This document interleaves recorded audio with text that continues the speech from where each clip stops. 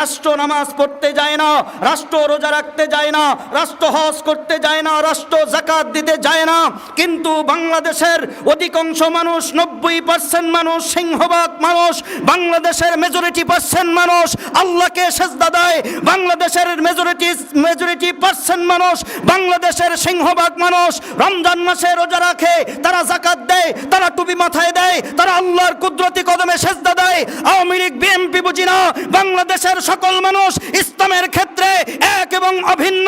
বাংলাদেশের সব মানুষ মুসলমানিত্বের প্রশ্নে এক এবং অভিন্ন। সুতরাং এখান থেকে ওই কুশীলদের এটা জানা দরকার, বোঝা দরকার, রাষ্ট্র খায় না ঠিক যেই কারণে রাষ্ট্র না খাওয়া সত্ত্বেও রাষ্ট্রের ফল থাকতে পারে, রাষ্ট্র কথা বলে না যেই কারণে রাষ্ট্রের জাতীয় ভাষা থাকতে পারে, ঠিক একই কারণে রাষ্ট্রের মানুষেরা নামাজ পড়ে, রাষ্ট্রের মানুষেরা মুসলমান। এই কারণে বাঙালি মুসলিমদের জাতিসত্তার প্রতীক হিসাবে রাষ্ট্রীয় ধর্ম থাকতেই হবে। ইসলাম কথা বলেন, ঠিক না বেটে? আবু বকরের জন্য কোনো কথা বলেন না, আবু বকরের জন্য কোনো টেনশন নাই, ওমরের জন্য কোনো টেনশন নাই, নিজের জামাই আলিয়ার ওসমানের জন্য চোখে পানি নাই, হাসান আর হুসাইনের জন্য আল্লাহর পয়গম্বর কাঁদে, কিন্তু আল্লাহর পয়গম্বর তাদের জন্য কোনো দরখাস্ত করেন না, নিজের সন্তানের জন্য কোনো দরখাস্ত নাই। জিব্রাইলকে বলেন, জিব্রাইল আমি যখন দুনিয়ার থেকে যাব এর আগে আমার গুনাহগার উম্মতের জন্য একটা ব্যবস্থা করে যেতে চাই। একটু জোরে কোন সুবহানাল্লাহ। আদরের নাতির জন্য কোনো দরখাস্ত নাই, তার মেয়ের জন্য কোনো দরখাস্ত নাই, জামাইয়ের জন্য দরখাস্ত নাই, বন্ধুর জন্য দরখাস্ত নাই। আমার আর আপনার নবী, আমার আর আপনার জন্য আল্লাহর কাছে বিষয়টা পরিষ্কার করতেছি। কি পরিষ্কার করতেছে? আমার পরে আমার উম্মত যেন আল্লাহ তাআলা ধ্বংস করে না দেন, এই গ্যারান্টি দিতে হবে। জিবরিল আমিন চলে গেলেন, জিবরাইল আমিন যাওয়ার পরে আল্লাহ তাআলার কাছে বললেন, ইয়া আল্লাহ, আপনার রাসূল দুনিয়ার থেকে আপনার কাছে আসতে তার অন্তর ব্যাকুল হয়ে গেছে, আপনার দিদার করতে চায়, কিন্তু আপনার কাছে একটা জিনিস আল্লাহর পয়গম্বর চেয়েছেন, সেটা হলো অন্যান্য নবীর উম্মতের মতো আপনি যেন তাদের নাফরমানি দেখে নবী দুনিয়ার থেকে আসার পরে তাদেরকে আযাব আর গজব দিয়ে আপনি যেন ধ্বংস করে না দেন, এই গ্যারান্টি দিতে হবে। সুবহানাল্লাহ বলবেন না? প্রিয় ভাইয়েরা, যদি বিষয়টা আজ এটা না হতো, খেয়াল করেন, রাসূল যদি আমার আর আপনার জন্য মুহাব্বত নিয়ে মৃত্যুর সময় আল্লাহর নবী যদি এই বন্দোবস্ত না করতেন, তাহলে অবশ্যই আমাদের সমাজের লোকেরা যেইভাবে নামাজকে কাজা করে, আমাদের সমাজের রাসূলের উম্মত আল্লাহর বান্দারা, আমার প্রিয় ভাইয়েরা যেইভাবে গান বাজনা যাত্রা সার্কাসের ভিতরে লিপ্ত হয়েছে, আমার মুসলিম সমাজের লোকেরা যেইভাবে মদ আর জুয়ার ভিতরে লিপ্ত হয়েছে, আমার মুসলিম সমাজের লোকেরা আল্লাহর বান্দা নবীজির উম্মতেরা উম্মতানিরা যেইভাবে বেপরদা করা শুরু করেছে, যেইভাবে রাসূলের সুন্নতকে অবমাননা শুরু করেছে, যেইভাবে আল্লাহর কোরআনের বিরুদ্ধাচরণ শুরু করেছে, যেইভাবে ইসলামকে 14 দাগের বাইরে রেখেছে, যেইভাবে রাসূলের সুন্নতকে নিজের পিঠের পিছনে রেখে দিয়েছে, আজ বহুকাল আগেই রাসূল যদি এই বিষয়টা পরিষ্কার করে না যেতেন, আসমান থেকে গজব নাজিল হয়ে। আমি আপনাদের সামনে মহাগ্রন্থ আল কোরআনুল কারীমের একটি আয়াত তেলাওয়াত করেছি। সেই আয়াতের মধ্যে আল্লাহ তাআলা যে বিষয়গুলি বলেছেন সেই বিষয় আপনাদের মাঝেও উপস্থাপন করে আমি আমার বক্তব্যের ইতি টানার চেষ্টা করব। আল্লাহ তাআলা যেন সে তৌফিক আমাকে দান করেন। সকলেই বলুন আল্লাহুম্মা আমিন। আল্লাহ তাআলা কোরআনুল কারীমের মধ্যে বলেন, ওয়া মান ইউতিইর রাসূলা ফাকাদ আতা আল্লাহ,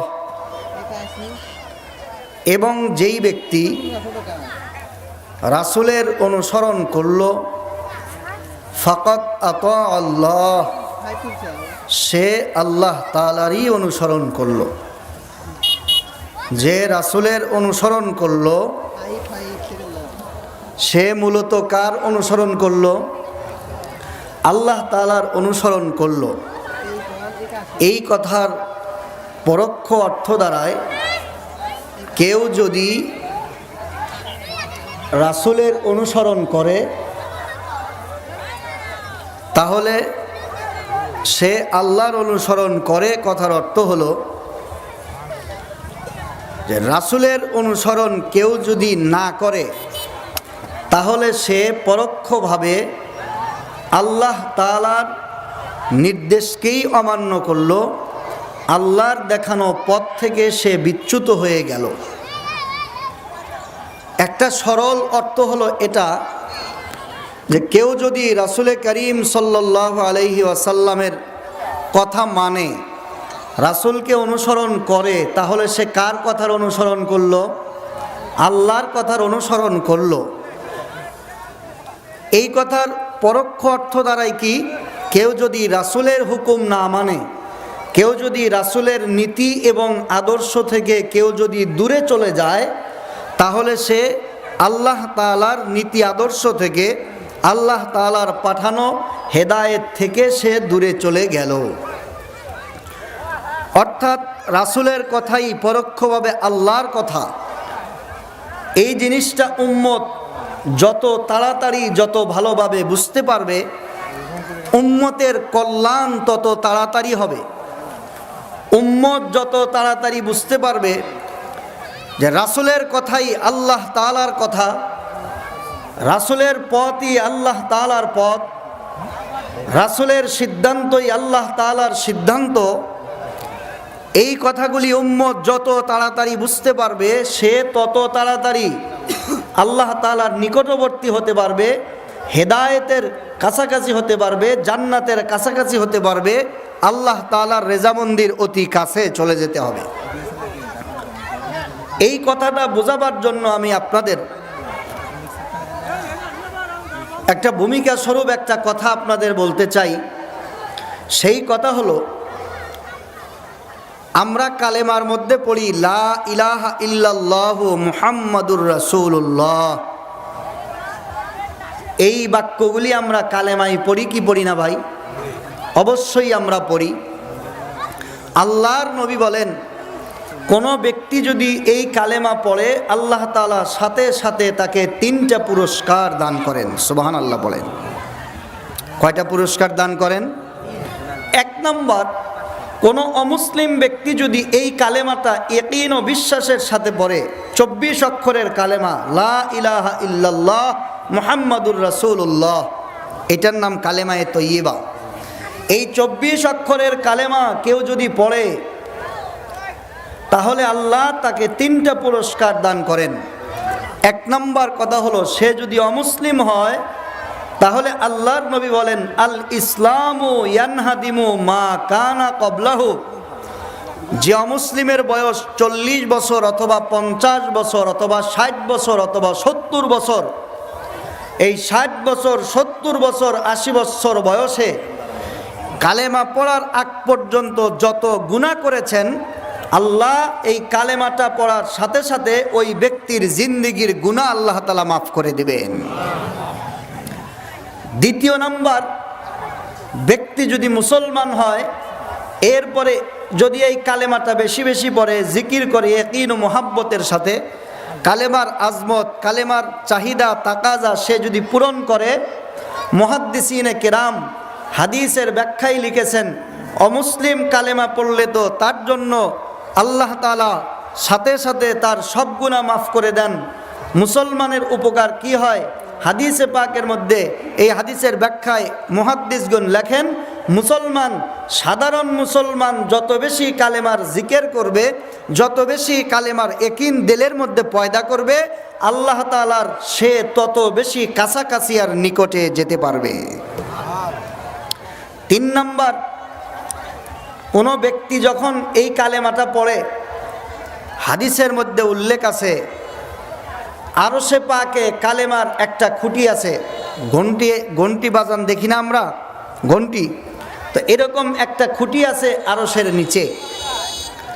যখন কোনো বান্দা কালেমার জিকির করতে থাকে, তখন আরশের নিচে থাকা সেই খুঁটিটা দুলতে থাকে। ভূমিকম্প হলে যেরকমভাবে গাছপালা দুলতে থাকে, জমিন দুলতে থাকে, অস্বাভাবিক আচরণ করতে থাকে, কোনো বান্দা যখন কালেমা পড়ে, কোনো উম্মত যখন কালেমা পড়তে থাকে, আরশের নিচে কালেমার খুঁটি এরকমভাবে ভূমিকম্পের মতো দুলতে থাকে। আল্লাহ তাআলা এক প্রকারে জিজ্ঞাসা করেন এক সময়ে, হে কালেমার খুঁটি, অস্বাভাবিকভাবে নড়াচড়া করো কেন? তোমার আজকে কি হলো? তখন সেই কালেমার খুঁটি বলে, আল্লাহ, আমি এত বড় মহান, আমার এত বড় মর্যাদা তুমি দান করেছো। আমাকে পাঠ করার সাথে সাথে জিন্দিগির গুনাহ মাফ হয়, আমাকে পাঠ করার সাথে সাথে 10টা দুনিয়ার সমান লিখে দেওয়া হয়, জান্নাত তাকে দেওয়া হয়। আর আমাকে দুনিয়াতে তোমার এক বান্দা মোহাব্বতের সাথে বারংবার পাঠ করতেছে, লা ইলাহা ইল্লাল্লাহ, লা ইলাহা ইল্লাল্লাহ, এরকমভাবে পড়তেছে। আল্লাহ তখন বলেন, তাহলে তুমি কি চাও? তখন সেই কালেমার খুঁটি বলে, আল্লাহ, অমুক দেশের অমুক গ্রামের অমুকের ছেলে অমুক আমাকে পাঠ করতেছে, ইয়াকিন পয়দা করতেছে দিলের মধ্যে, যতক্ষণ পর্যন্ত তুমি তাকে ক্ষমা না করবে আমি ততক্ষণ পর্যন্ত নড়াচড়া বন্ধ করব না। কিতাবের মধ্যে লেখা হয়েছে, আল্লাহ তাআলা বলেন যে কেউ যদি ইয়াকিনের সাথে কালেমার তাকাজা পয়দা করে যদি কালেমা পড়তে থাকে, আল্লাহ তাআলা ওই খুঁটির আবেদনকে মঞ্জুর করে তার জিন্দেগি। আর অমুসলিমদের আমলনামা কিভাবে ওজন করব? আল্লাহ তাআলা তখন বলবেন, যারা অমুসলিম সর্বপ্রথম তাদের আমলনামা ওজন করো।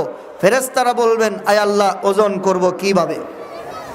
তখন আল্লাহ তাআলা বলবেন যে একজন অমুসলিমের জীবনে যত ভালো কাজ আছে এক পাল্লার ভিতরে উঠাও। খেয়াল করেন, কথা বুঝতেছেন আমার? একজন অমুসলিমের জীবনে, একজন হিন্দু ভাইয়ের জীবনে, একজন বৌদ্ধর জীবনে, একজন খ্রিস্টানের জীবনে কোনো ভালো কাজ থাকতে পারে না? বলেন, পারে কি পারে না? পারে। অনেক সময় দেখা যায় আমাদের মুসলমানদের আচার আখলাকের চাইতে অনেক অমুসলিমের আচার আখলাক অনেক ভালো হয়। এরকম হয় কি হয় না? হয়। মুসলমানেরা যেই পরিমাণ অপরাধ করে অনেক অমুসলমানও সেই পরিমাণ অপরাধ করে না। এটা ইসলামের দোষ না, এটা মুসলমানের আখলাকের দোষ। তো একজন অমুসলিমের জীবনেও অনেক ভালো কাজ থাকতে পারে, তার জীবনে অন্যকে সহযোগিতা করা থাকতে পারে, সামাজিক কর্মকাণ্ড করা থাকতে পারে, তার জীবনে মা বাবার খেদমত থাকতে পারে, অপরকে সহযোগিতা করা থাকতে পারে, সত্য কথা থাকতে পারে, ন্যায়পরায়ণতা থাকতে পারে। থাকতে পারে কি পারে না? এই ধরনের যত ভালো কাজ আছে এই ভালো কাজগুলা একটা পাল্লার ভিতরে তোলো, আর কালেমাটা অস্বীকার করার একটা মাত্র গুনাহ আরেক পাল্লার ভিতরে উঠায় দাও। খেয়াল করেন প্রিয় ভাইরা, আমরা কালেমা পড়েছি, মুসলমান হয়েছি, ইমানদার হয়েছি, কিন্তু আমরা আমাদের দাম, আমাদের মূল্য, আমাদের কদর আমরা বুঝতে পারি নাই। আমাদের অবস্থা হয়েছে কিরকম জানেন? আমাদের অবস্থা হয়েছে দোয়েল পাখির মতো। কিসের মতো? দোয়েল পাখির মতো। দোয়েল পাখির মতো মানে দোয়েল পাখি বাংলাদেশের জাতীয় পাখি। বাংলাদেশের জাতীয় পাখি আছে না নাই? আছে। বাংলাদেশের জাতীয় পাখি আছে, বাংলাদেশের জাতীয় মাছ আছে, বাংলাদেশের জাতীয় ফুল আছে, বাংলাদেশের জাতীয় ফল আছে, সব আছে। বাংলাদেশের জাতীয় ফুলের নাম কি? শাপলা। বাংলাদেশের জাতীয় ফলের নাম কি? কাঁঠাল। তো ওইরকম বাংলাদেশের জাতীয় একটা পাখি আছে, এই পাখির নাম হলো দোয়েল পাখি। তো এই দোয়েল পাখি ও যদি জানতো যে হাজার হাজার পাখির মধ্যে থেকে বাঙালি জাতিসত্তার প্রতীকের এক প্রকাশের একটা মাধ্যম হলাম আমি, তাহলে ও এই যে বাংলাদেশে বিভিন্ন রকমের আন্দোলন শুরু হয়েছে না, বিভিন্ন 116টা আন্দোলন হয়েছে এই ইউনিয়ন সরকার যতদিন আছে। পত্রিকায় দেখলাম যে 116টা। আচ্ছা, আপনি 100টাই ধরেন, এই 5-6 মাসে এতগুলো আন্দোলন হয়েছে। যদি দোয়েল পাখি যদি বুঝতে পারতো যে আমি বাংলাদেশের জাতীয় পাখি, হাজার হাজার পাখির চাইতে বাংলাদেশে আমার মর্যাদা শ্রেষ্ঠ, ও যদি নিজের এই পরিচয়টা বুঝতে পারতো, তাহলে ও রাজপথে ঢাকায় আন্দোলন করার জন্য দাঁড়িয়ে যেত যে আমি আর এরকমভাবে পোকামাকড় ধরে খাবো না, গুলিস্তানে আমাকে বাসা দিতে হবে, আমাকে হাই সিকিউরিটি অঞ্চলে আমাকে বাসা দিতে হবে, আমাকে ভালো ভালো খাদ্য দিতে হবে, আমাকে সুন্দর ব্যবস্থাপনা করে দিতে হবে। কথা বলেন ঠিক না বে ঠিক? হ্যাঁ। কিন্তু দোয়েল পাখি এই আন্দোলনটা করে না কেন? দোয়েল পাখি এই আন্দোলন করে না এই কারণে, দোয়েল পাখি জাতীয় পাখি হওয়ার আগেও নিজের পরিচয় বুঝতে পারে নাই। দোয়েল পাখি জাতীয় পাখি হিসাবে স্বীকৃতি পাওয়ার পরেও নিজের পরিচয় বুঝতে পারে নাই, যার কারণে জাতীয় পাখি হওয়ার আগেও পোকামাকড় খেত, জাতীয় পাখি হওয়ার পরেও পোকামাকড় খায়, জাতীয় পাখি হওয়ার আগেও ভাঙ্গা করে অবস্থার ভিতরে তাকে থাকতে হতো খড়কুটার মধ্যে, জাতীয় পাখি হওয়ার পরেও তাকে সেই বাসার ভিতরেই থাকতে হয়। কথা বলেন ঠিক না ব্যাঠে? কোনো পরিবর্তন নাই, আগে যে অবস্থা এখনো সেই একই অবস্থা। আজকে মুসলমানদের অবস্থাও তাই হয়েছে। মুসলমানদের জবানের কি পরিমাণ দাম এটা কিন্তু সে জানে না। এখানে অপ্রাসঙ্গিক একটা কথা বলি, সেই অপ্রাসঙ্গিক কথাটা হলো, যেহেতু কথা আসছে এই কারণে আমি কথাটা বলি। আজকে আমি একটা নিউজ দেখলাম, সেই নিউজটা হলো বাংলাদেশে যেরকম জাতীয় ফল আছে, জাতীয় ফুল আছে, জাতীয় মাছ আছে, জাতীয় পাখি আছে, বাংলাদেশের জাতীয় একটা ভাষা আছে, বাংলা ভাষা রাষ্ট্রভাষা। সেই রকমভাবে বাংলাদেশের ঐতিহাসিক সিদ্ধান্ত গ্রহণ করেছিলেন এক প্রেসিডেন্ট, যার নাম জেনারেল এরশাদ। কি নাম? এরশাদ। এরশাদ সাহেব বাংলাদেশের একটা ঐতিহাসিক সিদ্ধান্ত নিয়েছিলেন বাংলাদেশের জন্য। সেটা হলো বাংলাদেশের জাতীয় ধর্ম, রাষ্ট্রীয় ধর্ম হবে ইসলাম ধর্ম। এটা মুরব্বীরা বাবারা আপনারা জানেন কি জানেন না? জানেন যে বাংলাদেশের রাষ্ট্রীয় ধর্ম হবে কি? ইসলাম। আপনারা হয়তো সাধারণ মানুষ, আপনারা সারাদিন কাজ করতে যায়, আপনাদের এত বেশি কিছু খোঁজ খবর রাখার মতন সময় আপনাদের হয় না। তবে আমার যে সমস্ত ভাইয়েরা এই বিষয়গুলি খেয়াল করেন, তারা অবশ্যই আপনারা জানেন যে গত বেশ কয়েক বছর যাবৎ, এমনকি এই সময়েও বাংলাদেশের কিছু সুশীল নামীয় কুশীল, বাংলাদেশের কিছু বুদ্ধিজীবী নামক, বাংলাদেশের ঘাড়ের উপরে চেপে বসা এক মুসিবত, বাংলাদেশের কিছু লোকেরা এই প্রশ্ন উত্থাপন করা শুরু করেছে যে ইসলাম বাংলাদেশের রাষ্ট্রীয় ধর্ম থাকা যাবে না। যখন তাদেরকে বলা হয় যে বাংলাদেশের রাষ্ট্রীয় ধর্ম থাকা যাবে না, এটা কেন? তখন তারা যুক্তি দিয়ে বলে, রাষ্ট্র কি নামাজ পড়তে যায়? রাষ্ট্র ধর্ম ইসলাম থাকতে হবে। রাষ্ট্র কি রোজা রাখে? রাষ্ট্র কি জাকাত দেয়? রাষ্ট্র কি ঈদের নামাজ পড়ে? এই হলো তাদের কথা, যে রাষ্ট্রের যেহেতু নামাজ রোজা নাই, সুতরাং রাষ্ট্রের কোনো ধর্মও থাকবে না। অর্থাৎ ইসলাম ধর্ম রাষ্ট্রীয় ধর্ম হিসেবে তারা বাংলাদেশে রাখতে তারা চায় না। প্রিয় ভাইয়েরা, আপনারা এলাকার সরল সাধারণ মানুষ, আপনাদের জানা দরকার। এত কঠিনভাবে তাত্ত্বিক বিশ্লেষণে আমি যেতে চাই না। আমি শুধু একটা কথা, এখানে অনেকগুলি মিডিয়া আছে, এই মিডিয়ার মাধ্যমে আপনাদের উপস্থিতিতে সরল একটা প্রশ্ন করতে চাই যে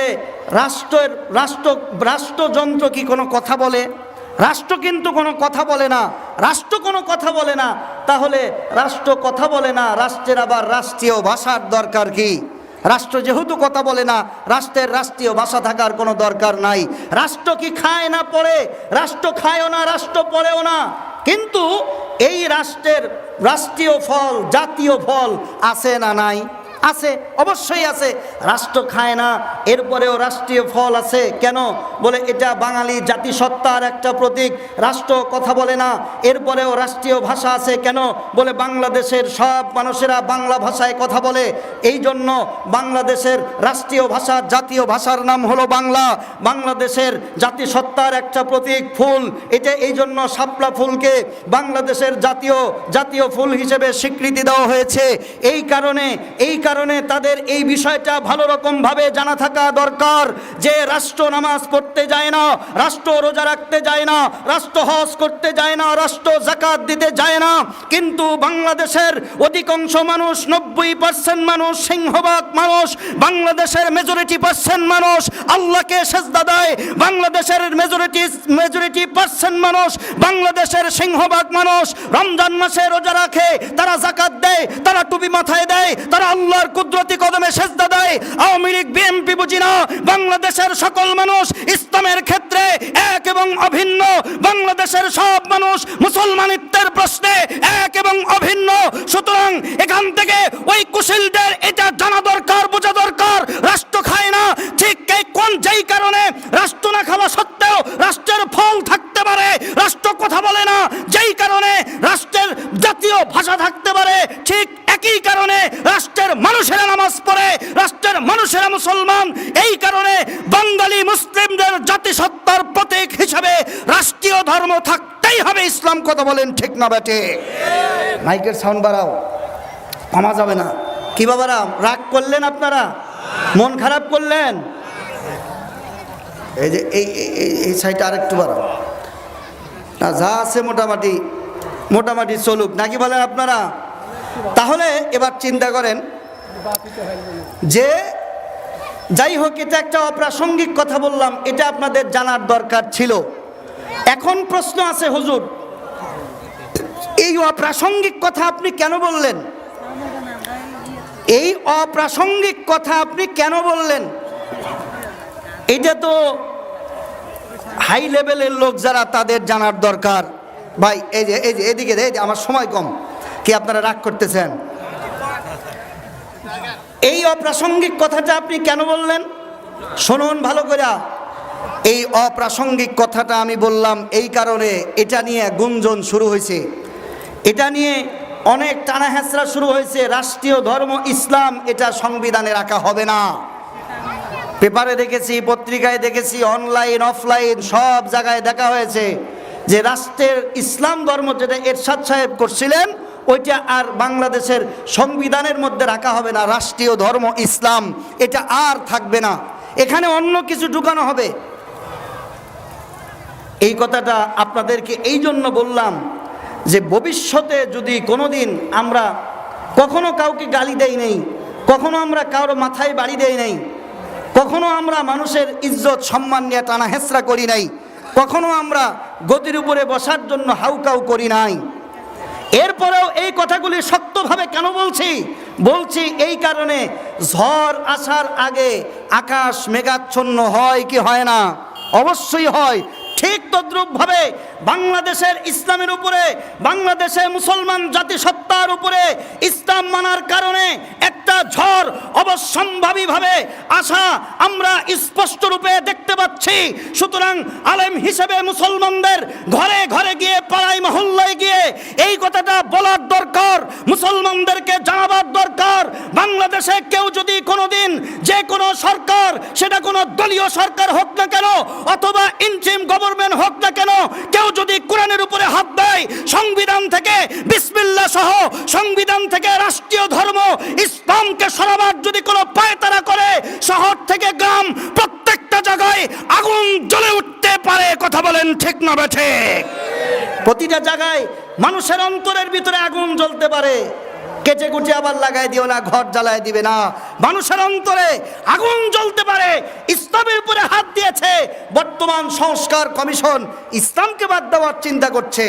আপনাদেরকে জানিয়ে রাখলাম, যদি ভবিষ্যতে যদি আবার কোনোদিন এই সিদ্ধান্তকে তারা চূড়ান্ত পর্যায়ে বাস্তবায়ন করতে চায়, আমরা রাজপথে নেমে আসতে দ্বিধা করবেন। আপনারা আমার খেয়াল করেন, আল্লাহর নবী হাদিসে পাকের ভিতরে বলেন, ফেরেশতারা এই কথা শোনার পরে আল্লাহ পাক রব্বুল আলামিনের থেকে নির্দেশ পাওয়ার পর একজন ইমানদারের যত রকমের নামাজ না পড়ার গুনাহ, এই গুনাহগুলি খুঁজে খুঁজে এক পাল্লার ভিতরে রাখবে।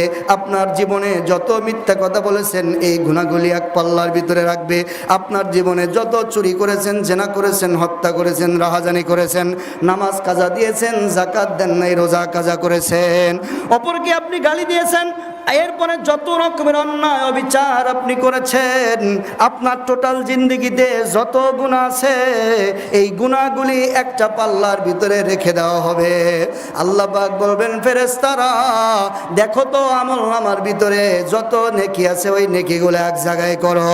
এবার সব নেকিগুলো যখন এক জায়গার ভিতরে করা হবে, আল্লাহ পাক রব্বুল আলামিন বলবেন, ফেরেশতারা ওই নেকিগুলোর ভিতরে একটা নেকি আছে, দেখো ঈমানের নেকি, একটা নেকি আছে যার নাম লা ইলাহা ইল্লাল্লাহ মুহাম্মাদুর রাসূলুল্লাহ। মুসলমান ভাইরা রে আমার খেয়াল করেন, এবার আল্লাহ পাক রব্বুল আলামিন ফেরেশতাদেরকে বলবেন, ও ফেরেশতারা এবার সবগুলি গুনাহ একটা পাল্লার ভিতরে তোলো। এবার যখন আপনার জিন্দেগির সব গুনাহ একটা পাল্লার ভিতরে তোলা হবে, আর একটা পাল্লার ভিতরে শুধুমাত্র 24 অক্ষরের কালেমা ঈমানটা রাখা হবে। এরপরে আল্লাহ পাক বলবেন, ও ফেরেশতারা এইবার তুমি আমার ঈমানদার বান্দার আমলনামাটা ওজন করো। এবার যখন আমলনামাটা তোলা হবে, কিতাবের মধ্যে লেখা হয় আপনার গুনার সারা জীবনের গুনার পাল্লাটা হালকা হয়ে যাবে, 24 অক্ষরের ঈমানের কালেমার পাল্লাটা ভারী হয়ে যাবে। যেখানে একটা পাল্লার ভিতরে শুধুমাত্র একটা সওয়াব, কালেমার সওয়াব, আর অপর পাল্লার ভিতরে আপনার জীবনের সব পাপ, চুরি করার গুনাহ।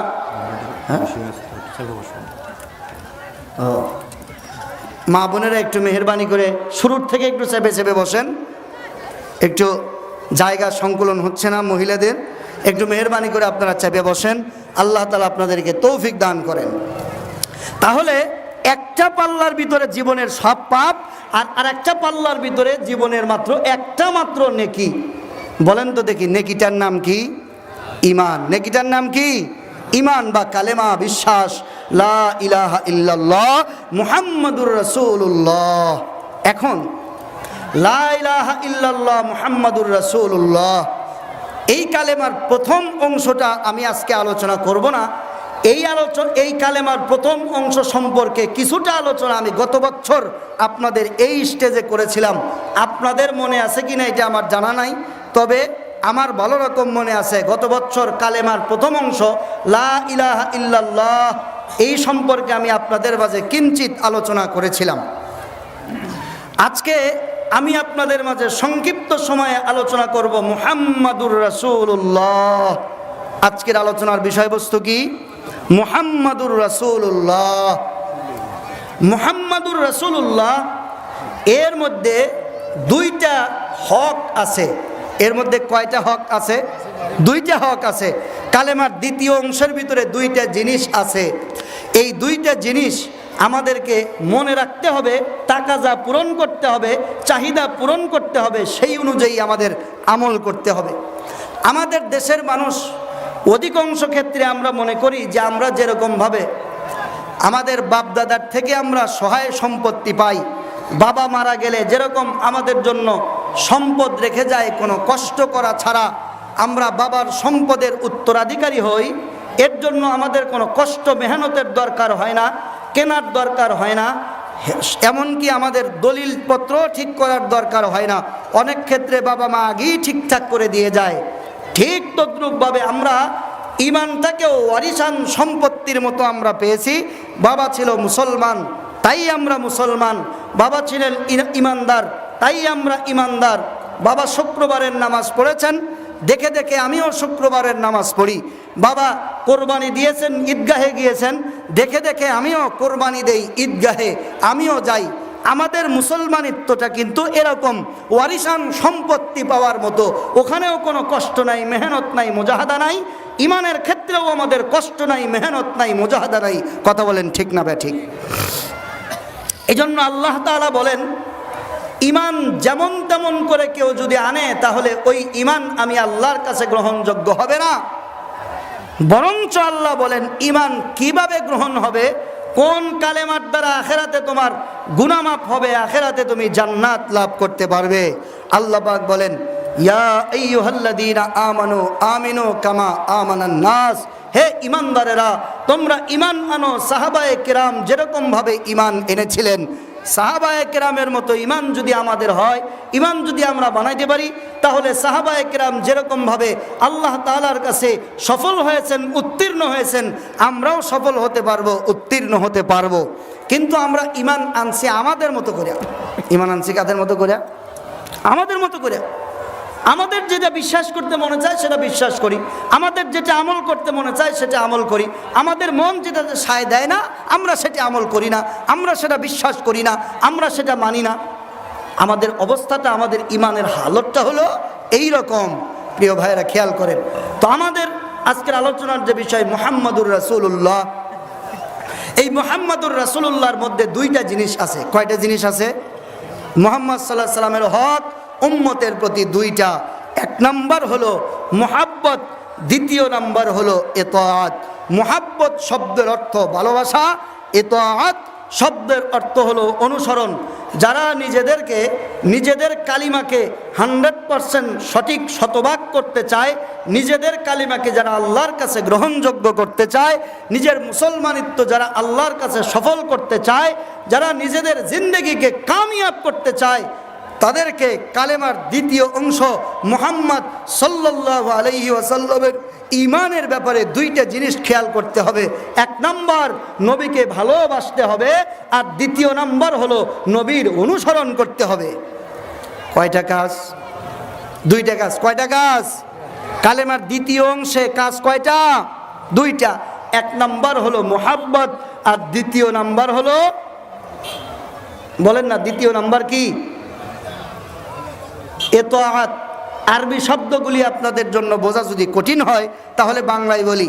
নবীর প্রতি দুইটা হক, এক নাম্বার ভালোবাসা, দুই নাম্বার অনুসরণ।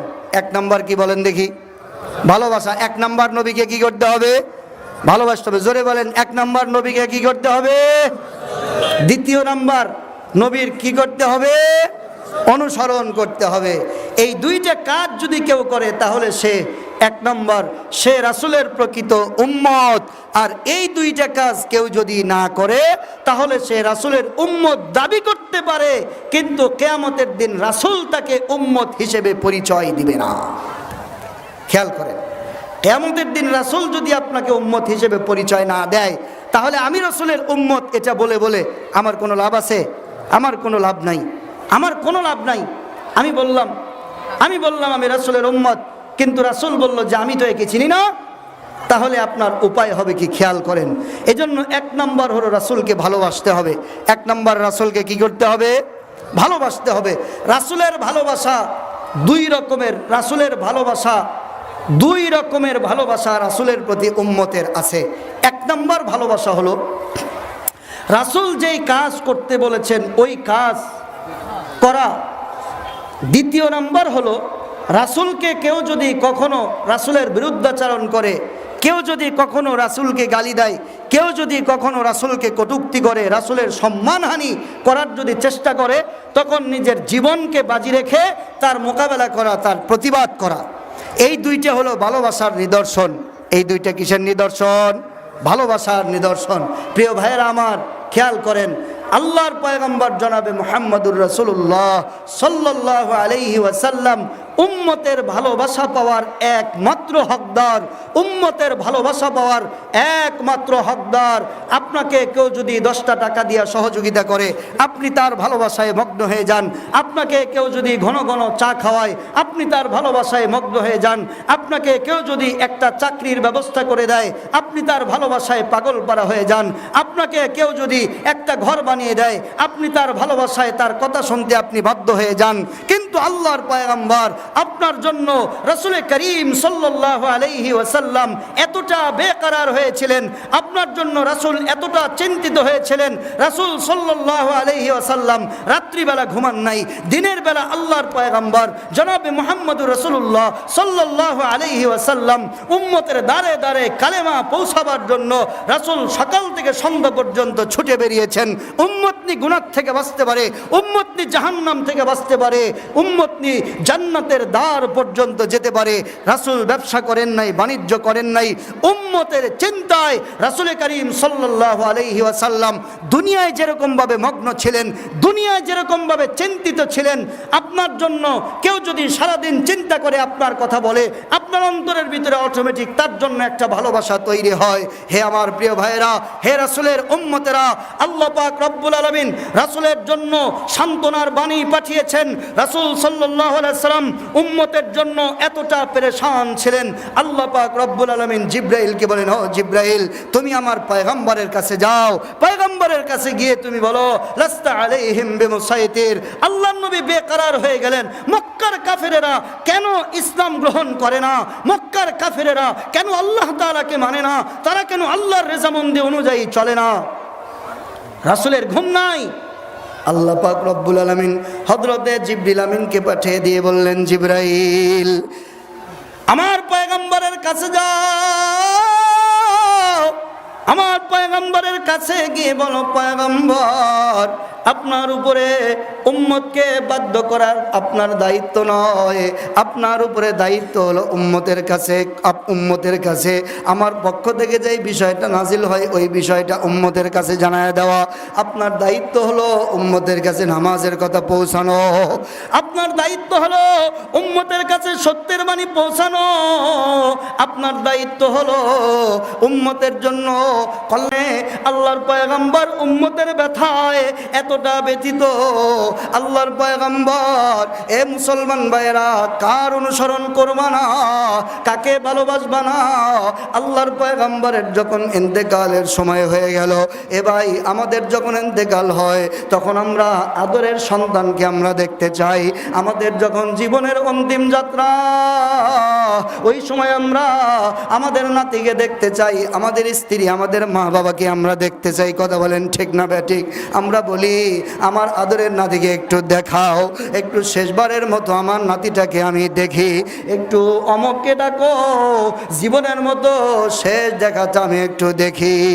কিন্তু মুসলমান ভাইরা আমার, আল্লাহর পয়গম্বরের যখন দুনিয়ার হায়াত শেষ হবে, আল্লাহ তাআলা হযরতে আজরাইলকে পাঠিয়ে বললেন, আজরাইল তুমি আল্লাহর পয়গম্বরের ঘরের দরজায় দাঁড়িয়ে থাকবে।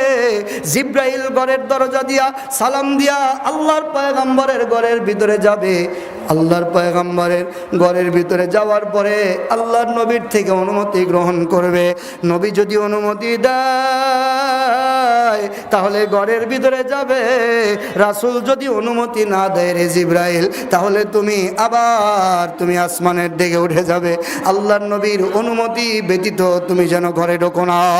মুসলমান ভাইরা আমার, কিতাবের মধ্যে লেখা হয়েছে হযরতে জিবরিল আমিন এসে আল্লাহর নবীজির ঘরের দুয়ারে দাঁড়ানো।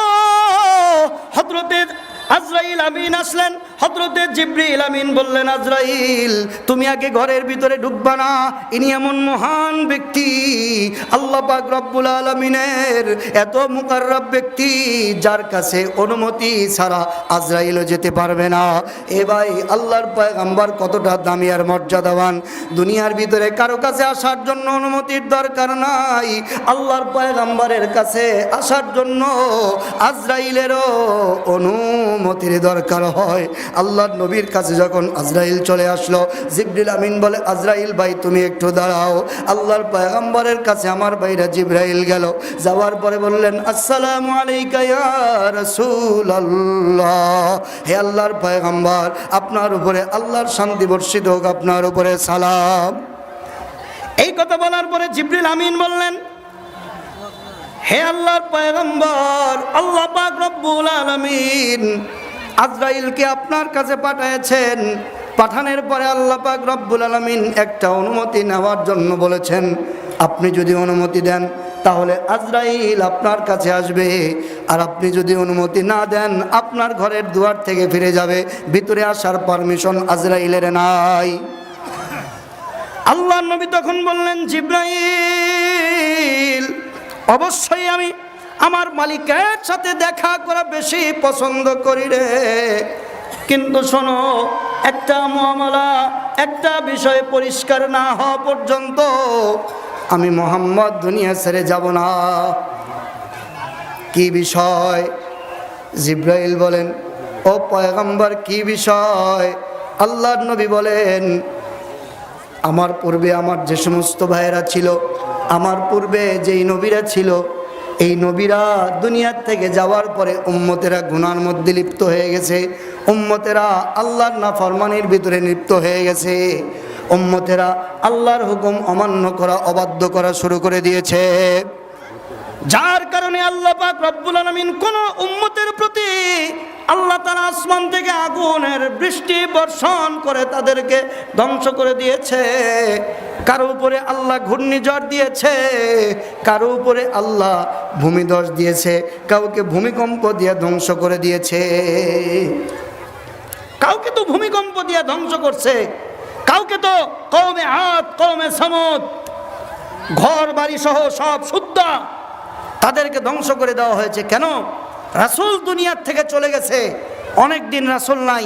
আল্লাহর বিধানও, আল্লাহ তাআলার বিধান, আল্লাহর পাঠানো কালাম কিতাব তারা যখন মানলো না, তখন আল্লাহ তাদেরকে আযাব দিয়েছেন। জিবরাইল, আজকে তো আমি দুনিয়ার থেকে চলে যাব আল্লাহ তাআলার কাছে, আমার উম্মত গুনার মধ্যে লিপ্ত হবে না, নাফরমানির মধ্যে লিপ্ত হবে না, এর গ্যারান্টি কে দিবে? আমার উম্মত তো নামাজ ছেড়ে দিতে পারে, আমার উম্মত তো গান বাজনার ভিতরে লিপ্ত হয়ে যেতে পারে, আমার উম্মত তো এমনকি কোরআনেরও বিরোধিতা শুরু করতে পারে, আমার উম্মত তো আমার আদর্শ থেকে দূরে চলে যেতে পারে, আমার উম্মত তো আমি রাসূলের সুন্নাত থেকে দূরে চলে যেতে পারে। আমার উম্মতের নামাজের হাল দেখা আমার মালিকের অন্তরে যদি রাগ যদি গালেব হয়ে যায়, আমার উম্মতের গান বাজনার আসর দেখে আমার মালিক যদি রেগে যায়, আমার উম্মতের সুদ দেখে, আমার উম্মতের নাফরমানি দেখে, আমার উম্মতের জুয়া খেলা দেখে, আমার উম্মতের গুনাহ দেখে, আমার উম্মতের বদহালি দেখে, আমার উম্মতের গুনার বদহালের অবস্থা দেখে আমার মাওলার যদি কুদরতি অন্তরটা রাগান্বিত হয়ে যায়, তাহলে অন্য নবীর উম্মতের মতো আমার উম্মতকেও যদি আল্লাহ তাআলা ধ্বংস করে দেন, তখন আমি তো থাকবো না। আমি থাকতে আল্লাহ তাআলা আমার ইজ্জত আর সম্মানে আযাব পাঠাবে না। কিন্তু আজ তো আমি দুনিয়ার থেকে চলে যাচ্ছি, আমার উম্মত যদি নাফরমানিতে লিপ্ত হয়, তখন আমার আল্লাহ তাআলা যেন আমার এই গুনাহগার এতিম উম্মতকে আযাব দিয়ে ধ্বংস না করে, এর গ্যারান্টি আল্লাহ থেকে দিতে হবে। এরপরে দুনিয়ার থেকে যাব। জোরে কোন সুবহানাল্লাহ। রাসূলের পাশে এরকম ভাবে আল্লাহর পয়গম্বর আম্মা জান আয়েশার ঘরে শোয়া, কাঁদতে কাঁদতে সাহাবায়ে কেরাম অস্থির, রাসূলের কারো দিকে নজর নাই। হাসান আসলেন, আদরের নাতি হাসান, রাসূল কোলে নিলেন, চুমা দিলেন, চোখে পানি আসলো। রাসূল আল্লাহ তাআলা তাকে হয়তো জানিয়েছিলেন আমার এই হাসানকে বিষ প্রয়োগে হত্যা করা হবে।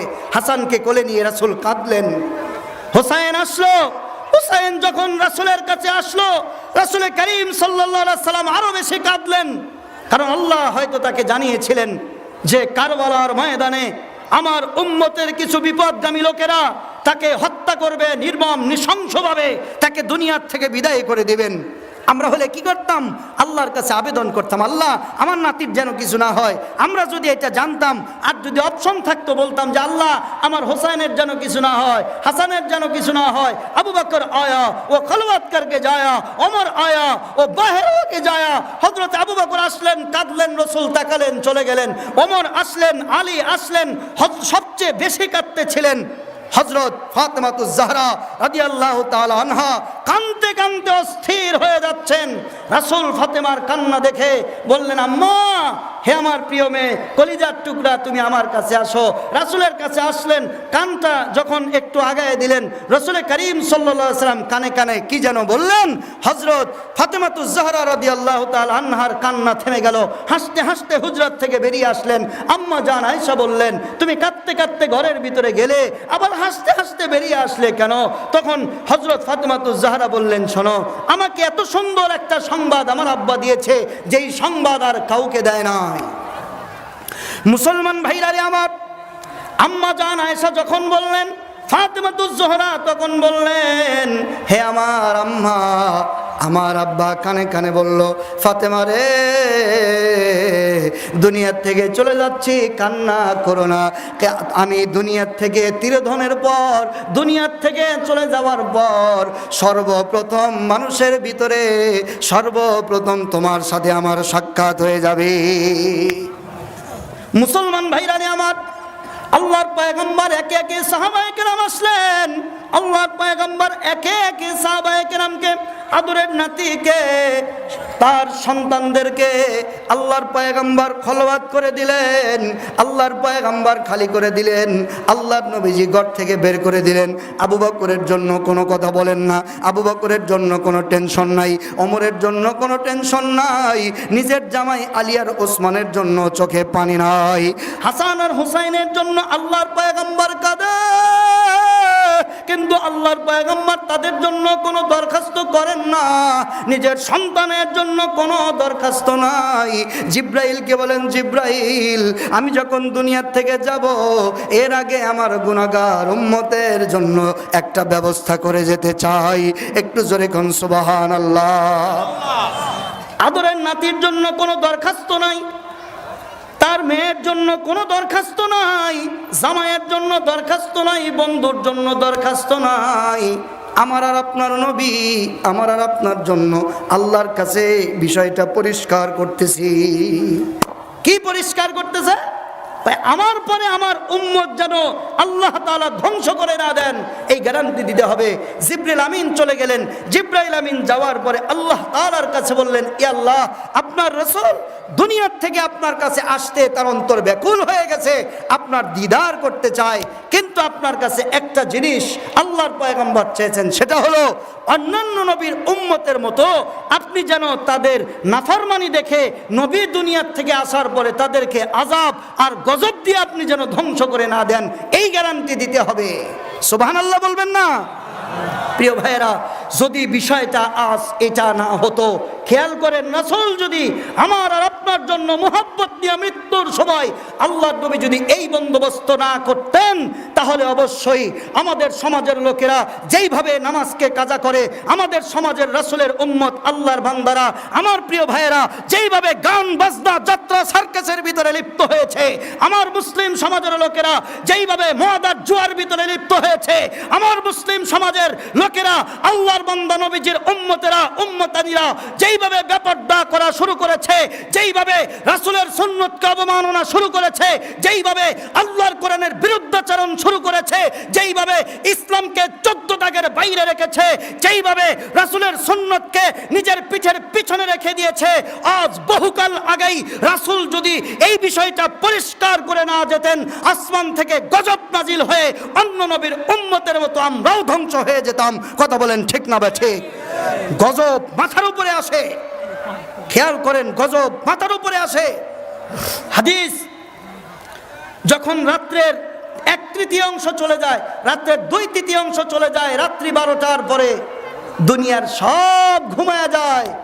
আল্লাহ বলেন, দুনিয়ার সব যখন ঘুমিয়ে যায়, দুনিয়ার সব যখন বন্ধ, আমি আল্লাহ প্রথম আসমানে নাজিল হই। কোন আসমানে আসি? আল্লাহ কিভাবে আসেন সেটা আল্লাহ জানেন। আমরা ধ্বংস হয়ে যেতাম, আল্লাহ ডাকতেছে মাফ করার জন্য, আর ওই সময় তুমি গুনার ভিতরে লিপ্ত হয়েছিলে। বেশি দূর যাওয়া লাগবে কেন? আমাদের সোনামুখীতে প্রতি বছর আমরা দেখি, কথা বলেন না কেন? আল্লাহ ওই সময় ডাকেন উম্মতকে মাফ করে দেওয়ার জন্য, মানুষকে মাফ করে দেওয়ার জন্য, আর ওই সময় আমরা গুনার ভিতরে লিপ্ত হই। এই জন্য কেউ যদি সমাজের মধ্যে গুনাহ করে, ভালো করে খেয়াল করেন, ইসলামের একটা বিধান, কেউ যদি সমাজের মধ্যে গুনাহ করে, সে একা গুনাহ করলে ইসলাম তাকে কখনো সেরকম কিছু বলবে না। আপনি একা গান শোনেন, আপনার বিরুদ্ধে কোনো কথা নাই, আপনি গান শুনবেন, আপনি গান শুনবেন, আপনি গান শুনলে আপনার গুনাহ হবে, আপনি গান শুনলে অপরের ক্ষতি হবে না, আপনি টিভি দেখলে আপনার গুনাহ হবে, আপনি টিভি দেখলে অপরের ক্ষতি হবে না, আপনি গালিগালাজ করলে আপনার গুনাহ হবে, অপরের গুনাহ হবে। এখন আপনি যদি আপনি নিজে গান শোনেন, অপরকে গান শোনার ব্যবস্থা করেন, আপনি নিজে নগ্নতা দেখেন, অপরকে নগ্নতা যাত্রা বলার ব্যবস্থা করেন, আপনি নিজে গান শোনেন, অপরকে বক্স বাজায়া গান শোনার ব্যবস্থা করেন, আপনি নিজেও গুনাহগার, আপনি অন্য মুসলমানদেরকেও গুনাহগার বানাইতে সহযোগিতা করলেন, ব্যবস্থা করলেন। কথা বলেন ঠিক না ঠিক? ইসলাম এই ক্ষেত্রে বলে যে তোমরা একজনের কারণে আর একজনকে জাহান্নামী বানানো ইসলাম কখনো সমর্থন করে না। এই জন্য আমরা বলি, আমরা এজন্যই যাত্রার বিরুদ্ধে বলি, আমরা এই কারণেই গানের বিরুদ্ধে বলি, আমরা এই কারণেই ডিজে পার্টির বিরুদ্ধে বলি, আমরা এই কারণেই সিনেমার বিরুদ্ধে বলি, আমরা এই কারণেই কনসার্টের বিরুদ্ধে বলি যে ইসলাম তোমাকে এই অনুমতি দেয় নাই, তুমি নিজে জাহান্নামে যাও, যাও, সেটা তোমার ব্যাপার, তুমি বুঝবে আর আল্লাহ বুঝবেন, তুমি বুঝবে আর তোমার জাহান্নাম বুঝবে। কিন্তু আমার অপর মুসলমান ভাইকে উলঙ্গ নাচ দেখায়া, শাস্ত্রের ভিতরে তাদেরকে গান শোনাবার ব্যবস্থা করে, যাত্রার ভিতরে তাদেরকে বেহায়া বেলাল্লাপনা দেখায়া, সারা রাত গান বাজনা করে, সারা রাত খারাপ ছবি প্রদর্শন করে অপরকে জাহান্নামে নিয়ে যাওয়ার অধিকার কোন সমাজ সভ্যতা তোমাকে দেয় নাই। কথা বলেন ঠিক না ঠিক? তুমি একা জাহান্নামে যাও, কোনো সমস্যা নাই, তুমি কানের মধ্যে সারাদিন ইয়ারফোন দিয়ে থাকলে আমরা কিচ্ছু বলবো না, শুধু দাওয়াত দেবো, ভাই এটা গুনার কাজ, এখান থেকে ফেরো। আশ্চর্য লাগে যে মুসলমান সমাজের লোকেরা বলে এইগুলা করে, আবার বলাও যায় না আজ মুসলমানদের আখলাক কত নিচে চলে গেছে, আজ মুসলমানদের চরিত্র কত নিচে চলে গেছে। আজ মুসলমানের উম্মত যারা, রাসূলের উম্মত যারা, রাসূলের উম্মত যারা, তারা রাসূলের আদর্শকে তারা দূরে সরে ফেলে দিয়েছে। রাসূলের জীবনী তারা আজকে জানে না, রাসূলের আখলাক কেমন ছিল আজ তারা জানে না, রাসূলের চলাফেরা কেমন ছিল আজ উম্মতেরা জানে না। এই মুখ নিয়ে কিয়ামতের দিন কেমনে দাঁড়াবে? রাসূল যদি সেই দিন আমাদের জন্য ব্যবস্থা না করতেন তাহলে আমাদের অবস্থা কি হয়ে যেত? চিন্তা করেন, যেই মানুষটা, যেই মহামানব, যেই রাসূল মৃত্যুর সময় কারো কথা না বলে আপনার কথা বলল, আপনার কথা চিন্তা করলো, ওই রাসূলকে আপনি কেন মহব্বত করবেন না? ওই রাসূলকে আপনি কেন ভালোবাসবেন না? ওই রাসূলের আদর্শ আপনি কেন, আল্লাহ তাআলার ওই রাসূলের আদর্শ কেন আপনি জীবনে গ্রহণ করবেন না? কি বাবাজিরা আপনারা বিরক্ত হইতেছেন? একটা তাকবীর দেন, লিল্লাহে তাকবীর। আরেকটু জোরে, নারায়ে তাকবীর, লিল্লাহে তাকবীর। দিন ইসলাম, দিন ইসলাম। মুসলমান ভাইরা রে আমার সময় হয়তো খুবই সংক্ষিপ্ত হয়েছে। এইটাতে গেল আল্লাহর পয়গম্বর মৃত্যুর সময় যেই কথা বলেছেন, সে কি? আবুল হাসান ভাই আর কয় মিনিট আসতেছে বক্তা, কিছু তো করার নাই, কি করার না। আমি বলতেছি মহিলারা, এই শোনেন, মহিলারা যারা আছেন একটু মেহেরবানি করে চাইপে বসেন। আমার মনে হয় এই যে এই স্টেজ মহিলাগুলো ওখানে নিয়ে যাওয়া দরকার, দিয়ে আপনাদের এখানে স্যাটেলাইট দেওয়া দরকার। হ্যাঁ, এত আপনাদের সে মনে হয় দ্বিগুণ হবে, কি কন? হ্যাঁ, ডাবল হবে না? আল্লাহ তাআলা আমাদের মা বোনদেরকে কবুল করেন, বলেন আমিন।